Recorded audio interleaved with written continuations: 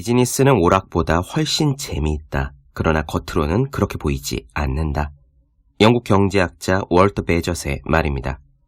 심리학자 칙센트 미하이는 몰입의 즐거움에서 일과 놀이가 본질적으로 같다고 했습니다. 게임이나 스포츠를 봅시다. 득점이나 레벨업 혹은 공주를 구하는 것처럼 달성할 목표가 있고요. 상대편이나 장애물 혹은 몬스터처럼 피드백도 있죠. 일도 꼭 그렇습니다. 보고서 작성이나 계약 체결 혹은 행사 진행과 같은 목표가 있고 문제가 발생하거나 상사의 컨펌 혹은 고객의 반응 같은 피드백이 있습니다. 문제는 사람들이 일과 놀이를 미리 구분하는 데 있어요. 연구에 따르면 어린아이들도 의무감이 따르는 일과 자발적인 놀이를 구분합니다. 일을 게임처럼 만들려면 우선 일의 구조가 놀이와 같다는 사실을 받아들여야 해요. 그리고 의도적으로 목표와 피드백을 명확히 하는 겁니다. 직장에도 득점이 있고 이겨야 할 몬스터가 있고 레벨업이 존재하지 않습니까? 성공의 비결은요, 여러분의 소명, 보케이션을 여러분의 휴가, 베이케이션으로 만드는 데 있습니다. 자, 이제 일이라는 단어를 공부로 바꿔서 이 내용을 다시 들어보기 바랍니다. 책상 위에 올려두기만 해도 공부하고 싶어지는 365 혼공 캘린더. 공부를 게임으로 만드는 방법 의한 대목으로 시작합니다.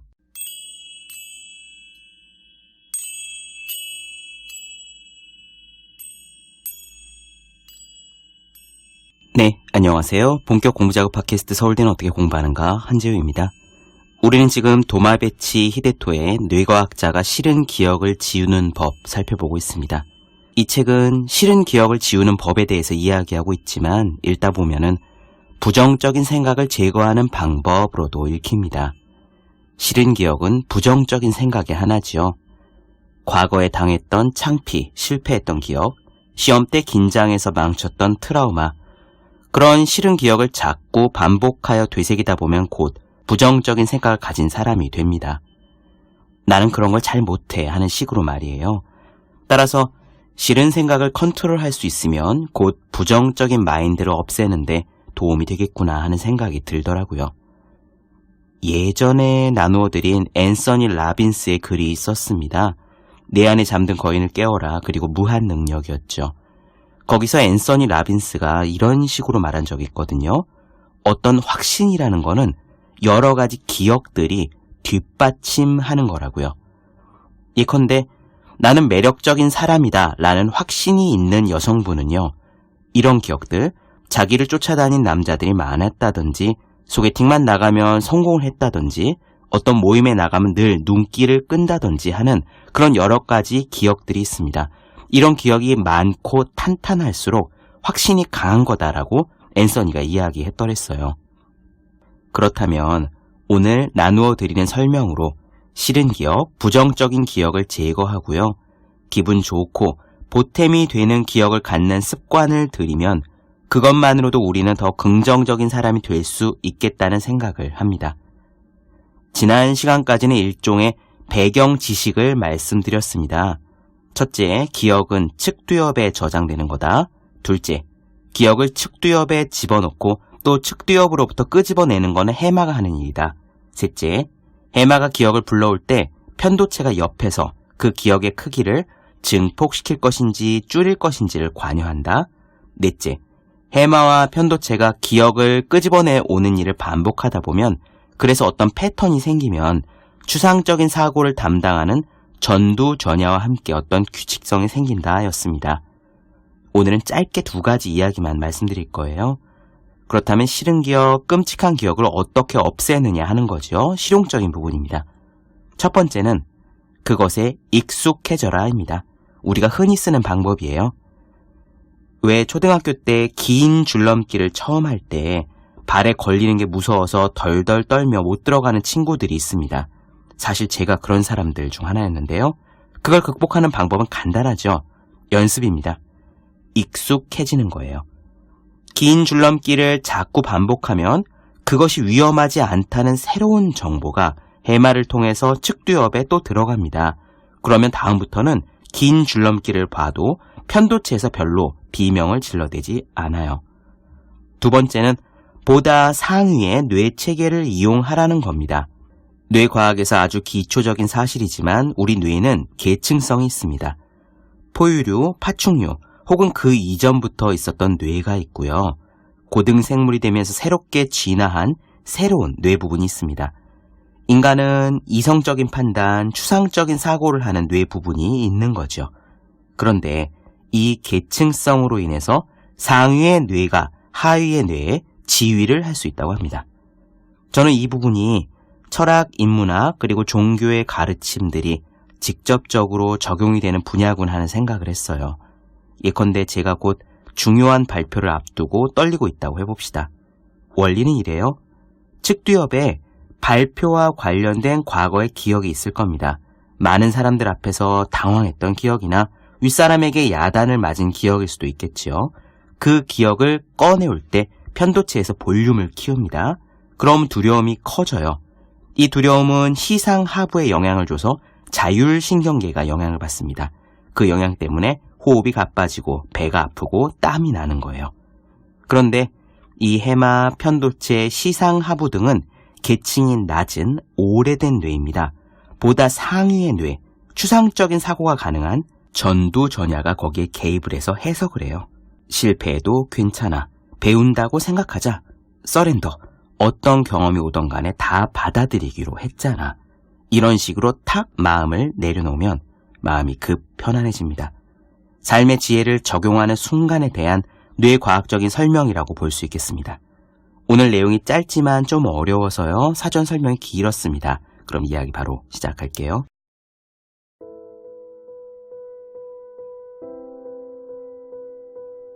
과거의 가혹한 경험이 트라우마화하는 것은 지금까지 이야기한 것처럼 편도체가 해마에게 재촉하는 증폭작용이 원인입니다. 그러므로 이 해마를 둔감하게 만들면 싫은 기억을 지우는데 효과적입니다. 둔감하게 만드는 방법은 두 가지가 있습니다. 첫 번째는 체험을 반복하여 익숙해지기입니다. 익숙해지기라고 하면 의아해하는 사람들이 있습니다.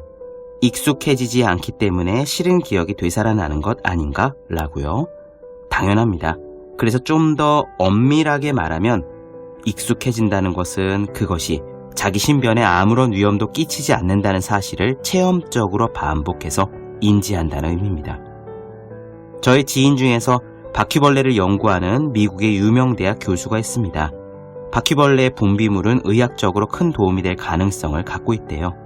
그의 연구실에는 다양한 종류의 바퀴벌레가 가득 유리상자 안에 담겨 있습니다. 그 정도로 부족해서 그가 살고 있는 아파트 역시 연구실과 비슷한 상태입니다. 거실은 말할 것도 없고 부엌이나 침실의 바닥에서 천장까지 유리상자가 쌓여 있는데 그 상자 하나하나에는 희귀한 바퀴벌레가 가득 차 있습니다. 그에게 바퀴벌레들은 사랑하는 연구 대상이지만 아내에게는 참아내기 힘든 존재임에 틀림이 없습니다. 지극히 평범한 여자들처럼 그녀에게 바퀴벌레는 너무나 혐오스러울 따름입니다. 그런데 그런 그녀도 오랜 시간이 걸리지 않아 바퀴벌레가 가득한 아파트 생활에 익숙해졌다고 합니다. 얼마나 익숙해졌는지는 확실치 않지만 매일 저녁 사육용 바퀴벌레 상자가 쌓여있는 부엌에서 요리를 하고 식탁을 두고 식사를 합니다. 사람을 처음 해부하다가 졸도한 의대생이 머지않아 아무렇지 않게 메스를 사용하는 것과 같은 이치입니다. 편도체는 해마에서 기억을 증폭시켜 끄집어내도록 재촉하는 역할을 수행하지만 다른 한편으로는 거꾸로 그것을 약화시키는 기능도 가지고 있습니다. 어떤 정보가 생명에 위험이 없다고 판단하면 그 정보에 둔감해집니다. 조금 어려운 표현이지만 편도체는 그런 의미에서 평가관수라고 말할 수 있습니다. 평가관수, Evaluation Function이란 온라인 장기게임 같은 데 사용되는 대국의 평가 방법을 말합니다. 온라인 장기게임은 인간이 말을 움직여서 나타낸 국면을 플러스 10이라든지 플러스 90 등으로 평가해서 컴퓨터가 다음 수를 찾도록 설계되어 있습니다. 편도체 역시 눈앞에서 벌어진 일을 평가 관수처럼 측정해서 과거의 기억을 얼마만큼 강력하게 끄집어낼 것인가 그거를 결정합니다. 해마를 둔감하게 만드는 두 번째 방법은 전두전야 개입시키기입니다. 뇌에는 계층성이 있습니다. 계층성을 우리 주변의 것들로 바꾸어 말하면 쉽게 이해할 수 있어요. 예를 들어 눈앞에 풀이 있고 흙이 있고 벌레가 있다 라고 한다면 이것은 추상도가 낮은 오래된 뇌가 인식하는 세계입니다. 그것보다 한 단계 추상도가 높은 뇌는요, 땅이 있고 강이 있고 바다가 있고 하늘이 있다 라고 인식합니다.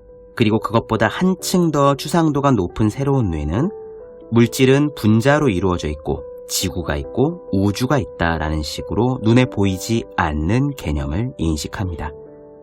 인간이 진화해 오는 동안 새롭게 생성된 뇌일수록 추상도가 높고 계층적으로도 위에 있습니다. 계층적으로 상위의 뇌는 하위의 뇌보다 우위입니다. 우위에 있다는 것은 상위 뇌가 하위 뇌의 정보 처리에 개입이 가능하다는 의미입니다. 뇌의 계층성이라는 측면에서 전두전야가 편도체와 해마보다 우위에 있고 전두전야의 정보 처리가 편도체와 해마의 정보 처리에 개입이 가능한 관계에 있습니다. 이러한 뇌의 구조를 이용해 편도체를 둔감하게 만드는 것이 전두전야 개입시키기입니다. 이거는 예를 들어 설명하는 편이 빠르겠네요. 길을 걷고 있는데 맞은편에서 조폭 같은 남자가 이쪽으로 걸어오고 있습니다. 폭력배에게 당한 공포의 경험이 있는 사람은 편도체와 해마와 전두전야의 연계 작동으로 긴장감이 치솟고 몸이 떨리기 시작합니다. 이내 손에는 식은땀이 흐르면서 교감신경까지 가세합니다. 그러나 그럴 때도 만일 근처에 형사가 있다는 것을 알게 되면 갑자기 안심이 됩니다. 형사도 폭력배도 외관상 좀 험하게 생긴 것은 마찬가지지만 그 차이는 전두전야를 사용하지 않으면 거의 구별이 어렵습니다. 물론 경찰 제복을 입고 있다면 한눈에 알 수 있지만 사복을 입은 형사일지라도 전두전야는 왠지 그것을 인식하고 본인은 안심하게 됩니다. 이것이 전두전야의 개입입니다.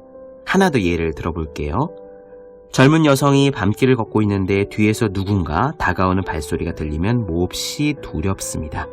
혹시 밤길에서 추행당한 경험으로 트라우마가 있는 여성이라면 몸이 떨리고 교감신경이 동원되어 호흡이 거칠고 가빠질 겁니다. 그런데 흘끗 뒤를 돌아보니까 그 발소리의 주인공이 자신의 남동생이라는 것을 알게 되면 순식간에 안도감이 듭니다. 혐오스러운 스토커와 남동생의 차이에 대한 인식이 추상적 사고인데 그것을 가능하게 하는 것이 바로 전두전야입니다. 즉 핵심은 우위에 있는 전두전야는 눈 깜짝할 사이에 대뇌 변형계의 정보 처리에 개입할 수 있다는 사실입니다. 전두전야가 대뇌 변형계의 정보 처리에 개입함으로써 즉각적으로 공포는 사라지고 냉정을 되찾을 수 있습니다. 전두전야의 개입으로 공포가 사라지면 거꾸로 전두전야의 패턴은 희미해지기 시작합니다. 폭력배에게 협박을 당했다던가 인상이 나쁜 사람은 무섭다거나 인연으로 얽히며 꼼짝도 못한다는 등의 패턴이 희미해지면서 그러한 인식 자체가 바뀌기 시작합니다. 공포가 사라지고 패턴이 변화하면 공포 경험은 이제 기억으로 떠오르지 않게 됩니다. 인간이 한번 기억한 정보를 정말로 잊어버렸는지 어떨지는 과학적으로 알 수 없습니다. 물론 인간은 그렇게 간단히 잊어버리진 않아요. 퇴행, 최면을 통해 잊고 있던 매우 미세한 일들을 떠올리는 예로도 알 수 있듯이 대개 그 기억을 떠올리기가 어려울 뿐입니다. 결국 우리는 평소에 잊어버린 것처럼 느낄 뿐 계기가 없어 기억을 끄집어내지 못하는 경우가 많은 거죠. 그러나 끄집어낼 수 없게 된 기억이라면 그것은 잊은 것과 마찬가지입니다. 전두전야의 패턴이 흐려지고 기억으로 떠오르지 않게 된 것을 우리는 망각이라고 부릅니다.